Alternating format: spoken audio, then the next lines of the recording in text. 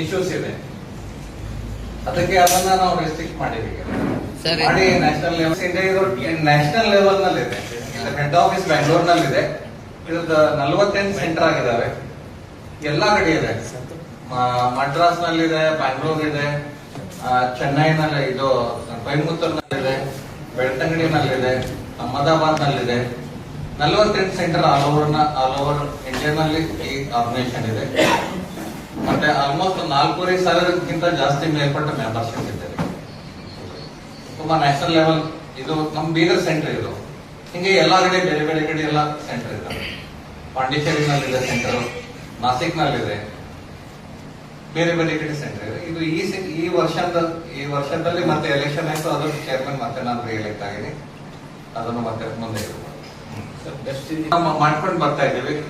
Government ಯಾರು retired engineer ಇದ್ದಾರೆ ಅವರಿಗೆ ಒಂದು ಫೆಲಿಸಿಟೇಷನ್ ಇದೆ.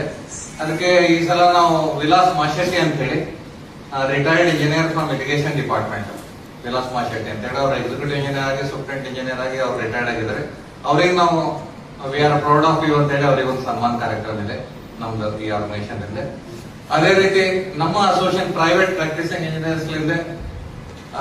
ಸುಧಾಕರ್ ಗರ್ಜೆ ಅಂತ ಹೇಳಿ ನಾವು ನಮ್ದು ಕಲೀಗ್, ಅವರಿಗೆ we are felicitating, we are proud of you, they are the best engineer. Every year we recognise one engineer from our organisation.